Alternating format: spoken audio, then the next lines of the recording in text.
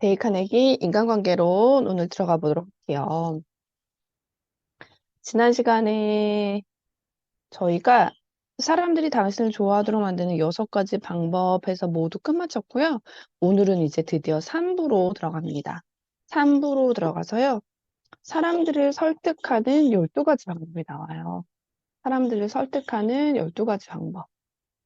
그래서 이거 굉장히 저희한테 도움 많이 되겠죠. 자, 들어가 보도록 할게요. 152페이지입니다. 152페이지. 152페이지. 사람들을 설득하는 12가지 방법 1장 논쟁을 피하라 라고 나와요. 논쟁을 피하라. 자, 이것도 언뜻 그냥 딱 읽기에는 너무 당연한 얘기 아니야? 라는 생각이 들 수도 있지만 또 어떤 예들이 나오는지 한번 볼게요. 자, 1차 세계대전이 얼마 지나지 않아 어, 굉장히 귀중한 교훈을 얻었대요. 데일 카네기가. 이 당시에 로스 스미스 경, 이게 경이라는 그 호칭을 부르잖아요, 영국은. 음, 이 매니저였대요. 로스 경은 호주 사람이고, 전쟁 중에 팔레스타인 지역에서 공군 조종사로 활약을 했는데, 굉장히 놀랄 만한 그런 활약을 했나 봐요. 그래서 영국 왕한테 기사라는 임명까지 받고, 그 로스경을 위한 연회가 열린 거예요.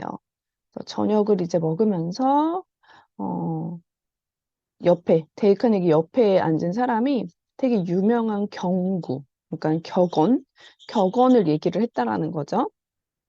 그게 어떤 격언이었냐면은 인간이 계획할지라도 최종 결정을 내리는 것은 신이다. 이 관련해서 되게 재밌는 얘기를 했나 봐요. 근데 이 인용문이 성경에 있는 말이라고 했대요. 성경. 근데 데일 카네기는 알고 있었대요. 이게 성경에 나온 말이 아니라는 것을 100% 알고 있었대요. 그래서 그거를 고쳐주고 싶은 거죠. 그래서 이 사람이 요청하지도 않았는데 굳이 그의 오류를 고쳐주려고 작정을 했대요. 그래서 그거 성경에 나온 말 아니고 셰익스피어가 한 말이에요. 이렇게 말한 거죠. 그랬더니 이분이 그럴 리 없어. 말도 안 돼. 그 말은 성경에 나온 거야. 난 알고 있다니까. 이렇게 얘기를 한 거죠. 반박을 한 거죠. 자, 그래서 데일 카네기가 자기 반대쪽 옆에 앉아 있는 사람. 이제 그 사람이 프랭크 게몬드라는 친구였대요, 친구. 근데 이 친구는 섹스피어를 연구하는 사람인 거예요. 그래가지고 이제 이 인용문이 섹스피어가 한 말이 맞는지 아닌지 이걸 판정해 달라고 이 사람한테 한번 물어봅시다라고 한 거죠. 그래서 그럽시다 이제 한 거예요. 그 인용문을 얘기한 사람도 성경에 나온 얘기라고 한 사람도. 그래서 게몬드 그 씨한테 그 섹스피어를 몇 년간 연구했던 사람한테 물어봤대요. 그랬더니 그 게몬드 씨가 식탁 아래에서 데일 카네기 발을 이렇게 툭 치는 거예요. 툭 치는 거면서 데일, 네가 틀렸어. 이 신사분이 오라. 성경 말씀에 이렇게 말을 한 거죠. 그러고 이제 집에 돌아오는 길에 데일 카네기가 말한 거예요. 프랭크, 그 말을 셰익스피어가 썼다는 거 너도 알잖아. 그랬더니 그럼 물론이지. 햄릿 5막 2장에 나오는 말이지. 하지만 데일, 우린 즐거운 연애의 손님으로 간 거잖아. 왜 그 사람이 틀렸다는 걸 증명해야 돼? 그러면 그 사람이 널 좋아할까? 그냥 체면을 살려주면 좋잖아. 그 사람은 네 의견을 물어보지도 않았어. 원치도 않았고. 그런데 왜 그런 사람과 논쟁을 해? 예리한 칼날은 피하고 보는 법이야. 이렇게 얘기를 했다라는 거죠. 예리한 칼날은 피하고 보라. 자, 이 말을 한 사람은 지금도 가고 없지만 그가 가르쳐 준 교훈은 계속 남아있다. 자, 너무 필요했던 교훈이라는 거죠. 이 당시에 데일 카네기는요, 논쟁의 달인이었대요. 논쟁의 달인. 논쟁을 너무 좋아하고 논쟁하는 법을 가르치기도 하고 했다라는 거죠. 지금 생각하면 그게 너무 부끄럽대요. 154쪽. 세 번째 줄, 논쟁에서 이기는 방법은 세상에 단 하나밖에 없다. 바로 논쟁을 피하는 것이다.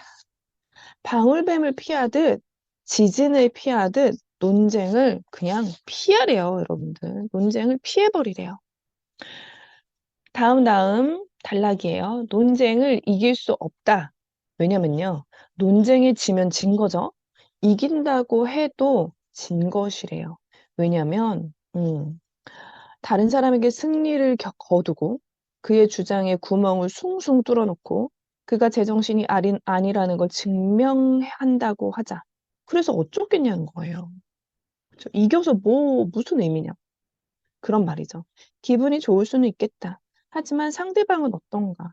상대방은 열등감을 느끼게 되는 거죠. 당신은 상대방이 열등감을 느끼게 만들었고 자존심에 상처를 줬고 그 사람은 당신의 승리에 분개하리라라는 거죠. 그리고요. 자신의 의지에 반해 설득당한 사람은 자신의 생각을 바꾸지 않는다. 제가 또 다른 책에서 봤거든요. 사람들이 제일 싫어하는 느낌이 설득당한 느낌이래요.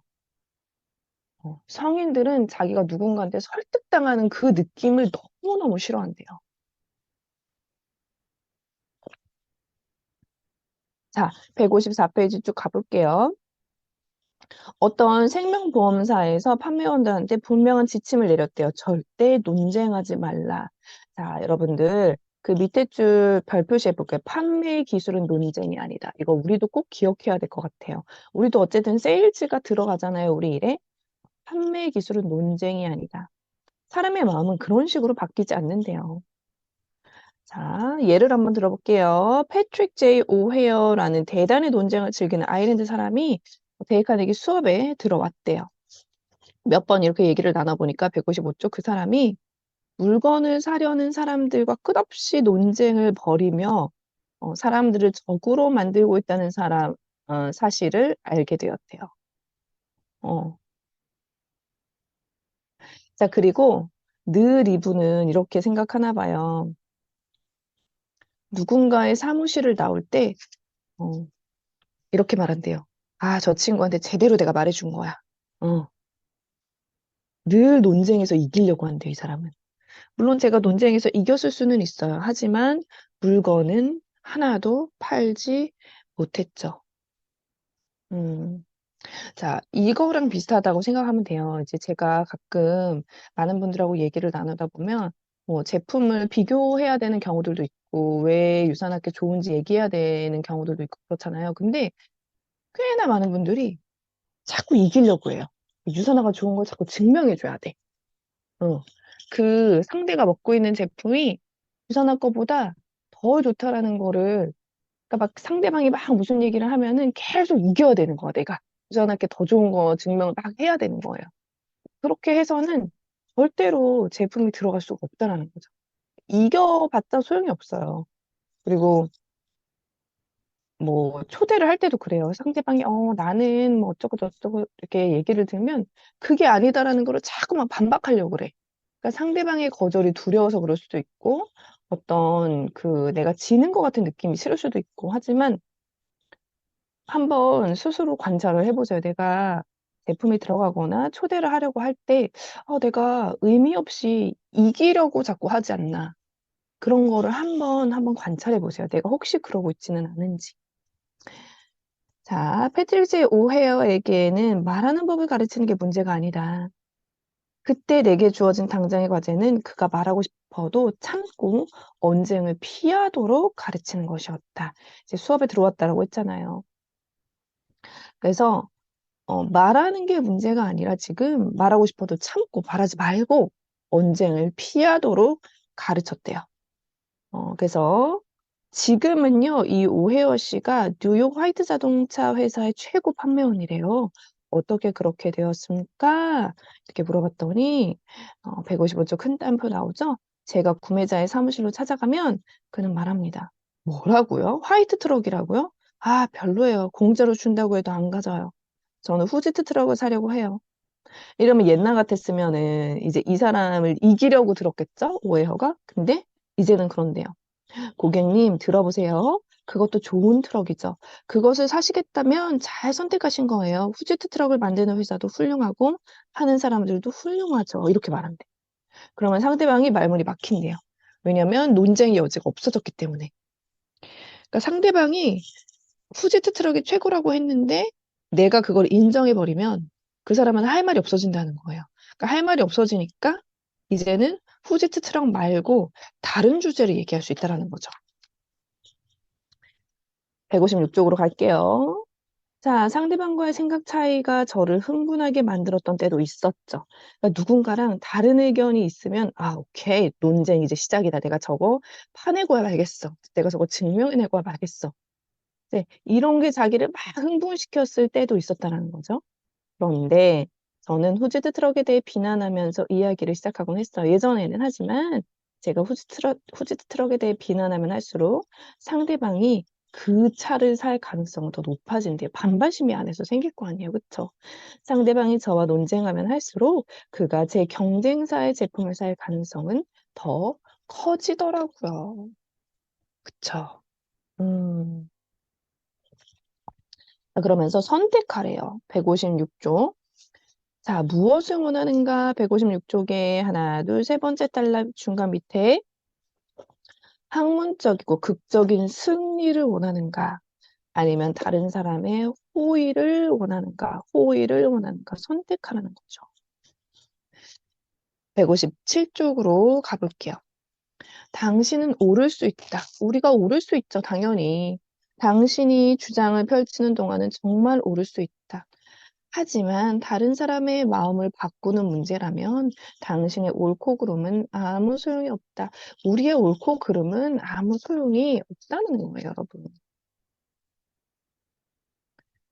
자, 우드로 윌슨 내각의 재무장관, 어떤 내각의 재무장관이었던 윌리엄 G. 메카두라는 분이 정신없이 정치에 몸담은 결과 깨달은 게 있대요. 그게 뭐냐?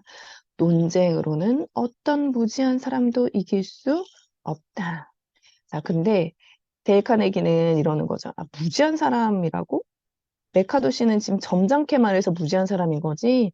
내 경험에 따르면 무지한 사람뿐 아니라 말싸움으로 생각을 바꿀 수 있는 사람은 세상에 없대요. 지능 지수와는 아무런 상관이 없대요. 아무런 상관이 없대요. 자, 그래서 예전에 세무사 페더 프레더릭 S 파슨즈라는 사람이 이제 세무서랑 진짜 정부의 세금 사정관이랑 언쟁을 벌이는 경우들 있잖아요. 그쵸? 어, 이제 막 언쟁을 이제 뭐 이 세금이 이만큼 과세 대상이 아니다, 뭐 맞다, 뭐 이런 것들, 그쵸? 세금이 너무 과하다 이런 일들 많잖아요. 맨 마지막 줄에서 세 번째 줄 보세요. 어, 그 정부 세금사정관 그에게는 논리적인 말도 통하지 않았고 사실을 말해봐야 소용없었습니다. 언쟁하면 할수록 그는 더욱 확고한 입장을 고수했죠. 그래서 저는 논쟁을 피하고 화제를 바꾸고 그를 인정해 주기로 마음먹었습니다. 인정해 주기로 마음먹었대요. 그랬더니 자, 어떻게 말했냐면 제 생각에 이건 선생님이라고 그냥 바꿔서 말할게요. 선생님이 반드시 해야 하는 정말 중요하고 어려운 결정에 비하면 그저 사소한 문제 같아요. 저도 세금에 대해서 공부한 사람입니다만 저는 모든 걸 그저 책으로 배웠죠. 하지만 선생님은 경험이라는 최전선에서 그걸 다 배우셨죠. 저도 때로는 선생님과 같은 일을 했으면 해요. 정말 배울 게 많은 것 같습니다. 이렇게 이야기를 했대요. 그랬더니 이제 그 사정관이 자세를 이렇게 고쳐 앉고 등을 뒤에 기대고 자신의 일에 대해서 느긋느긋하게 얘기를 하더래요. 그러면서 그동안 자신이 찾아낸 이제 세금을 안 내려고 했던 그런 사기 사건 같은 거 막 말해주고 이랬던 거죠. 그래서 결국에는 사흘 후에 사무실에 찾아와서는 소득 신고는 제가 신청했던 그대로 진행하기로 결정을 했다고 알려줬대요. 그쵸? 그래서 제가 이거를 저는 이제 세금 관련해서 그동안 너무 신경을 안 쓰고 그렇게 살다가 유산하고 소득이 좀 올라가면서 세금이 좀 이렇게 되게 많이 나온 거예요. 그래서 저도 좀 이렇게 그 인천시 세무사에 전화해가지고 막 통화할 일이 생겼던 거죠. 근데 일단 막 너무 막 승질이 나는 거예요. 막 돈 관련하니까. 그렇잖아요, 진짜 세금 관련해서. 근데 제가 이쪽에 너무 모르다 보니까 유란 스폰서님한테 조언을 좀 받았어요. 그랬더니 류현상 변호사님이 그러더라고요. 무조건, 응? 상대 아무것도 모르는 척하고, 존중하고, 선생님, 제가 정말 너무 몰라서요. 무조건 그렇게 상대방 그 세무사무소 전화해서 인정해주고 그렇게 말하라. 지금 제가 너무 몰라서 배워야 되는 상황이긴 한데 하면서 이렇게 사정 이렇게 얘기하라고. 그렇게 해야 된다고 얘기를 하더라고. 근데 저는 그 전까지만 해도 좀 되게 신경이 딱 날카롭게 서져 있어서 뭔가 되게 따지는 투로 얘기를 하려는 그런 기분이었어요. 막 억울한 막 그런 기분을 말하고 싶은 그런 심정이었는데 안 된다고. 그렇게 하면 절대 안 된다고 얘기를 하더라고요. 그 사람이 전문가기 때문에 그리고 너무나 많은 사례들이 있었기 때문에 그렇게 신경을 날카롭게 세우면서 말을 하면 절대 안 된다고 얘기를 하더라고요. 이거 보면서 그게 생각이 났어요. 그래서 정말로 어, 이제 저희가 그런 상대방을 존중하고 그런 말투, 그런 이야기로 얘기를 하다 보면 결과적으로 158쪽의 마지막 단락 보세요. 이런 거 자체가 상대방한테 그 직업적으로 그 사람이 중요한 사람이라는 느낌을 주잖아요. 그게 되게 중요하다라는 거. 파슨스 씨와 언쟁을 벌이는 동안에 큰 소리로 자신의 권위를 외침으로써 그런 느낌을 갖고자 했다.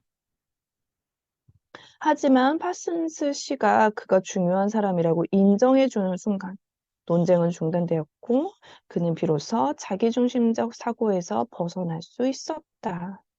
마침내 그는 다른 사람에 공감하는 친절한 인간이 될 수 있었다라고 나오죠.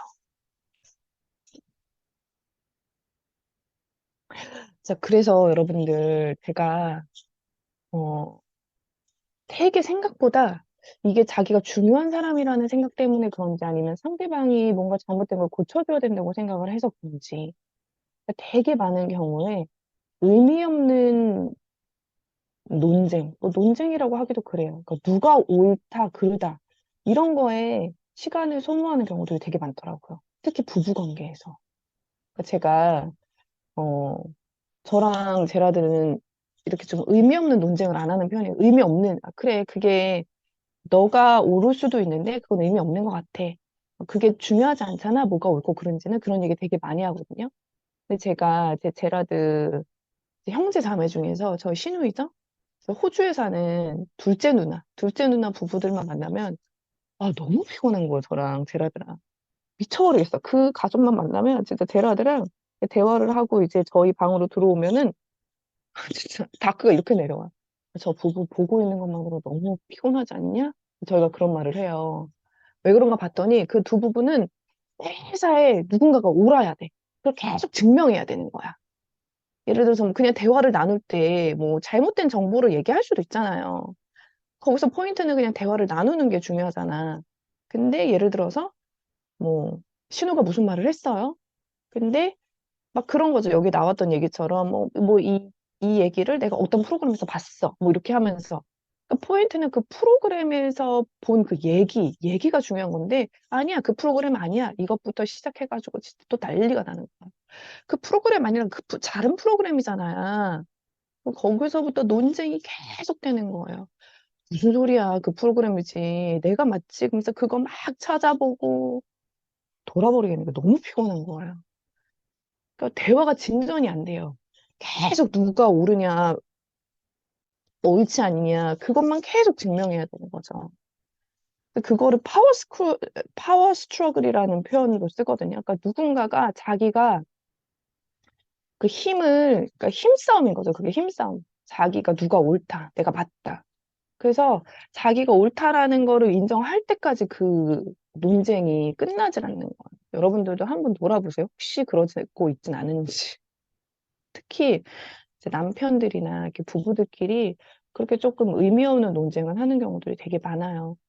그리고 어떤 관계에 있어서도 이제 아주 사소한 거에 자꾸 옳고 그름으로 들어가게 되면 그 대화가 본질을 잃게 되고 다음 이야기로 나아갈 수 없게 되더라고요.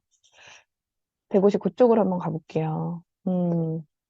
자, 나폴레옹 가문의 수석 시종이었던 콩스탕이라는 사람이 있대요. 콩스탕이라는 사람은 조세핀 그쵸. 조세핀하고 당구를 치니 말았는데, 어, 자기가 당구를 좀 더 잘 쳤지만 항상 그녀가 나를 이기도록 만들어줬다라고 하네요.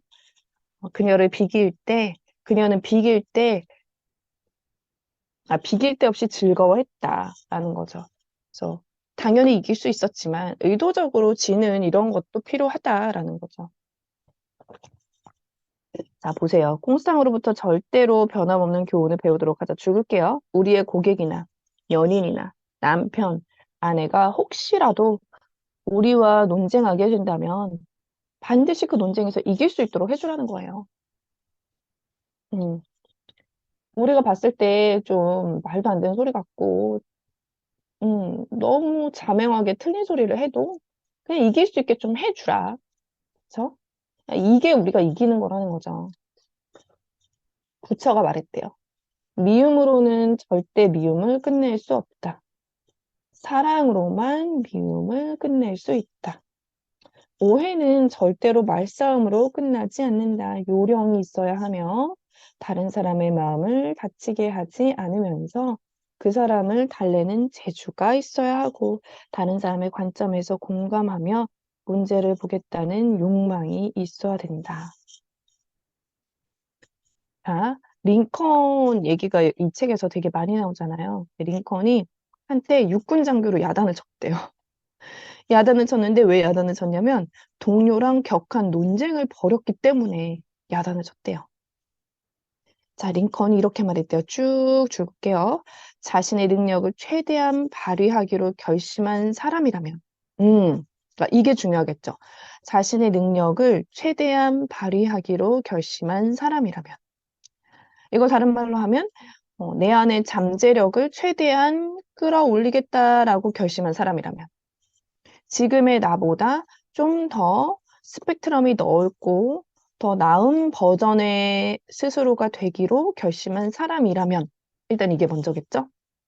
그러면 개인적 논쟁에 허비할 시간은 없다는 거예요.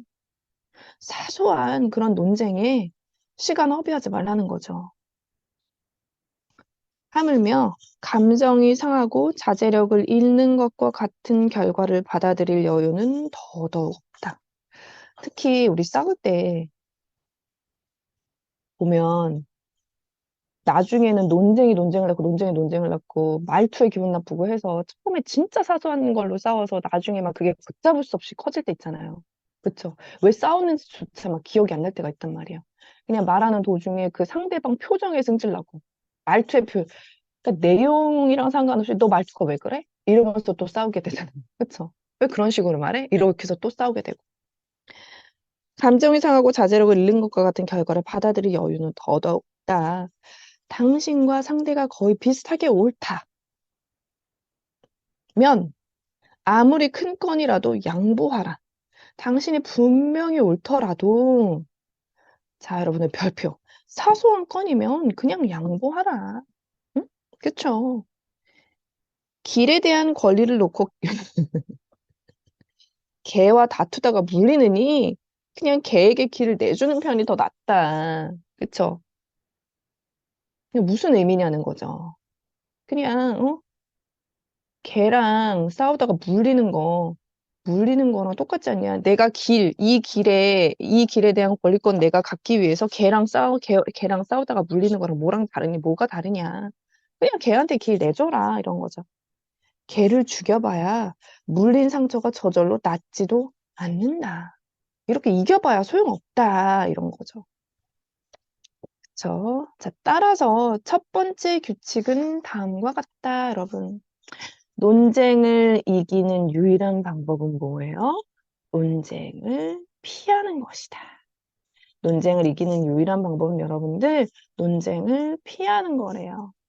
The only way 하면 유일한 방법이에요. 유일한 방법인데 어떤 유일한 방법?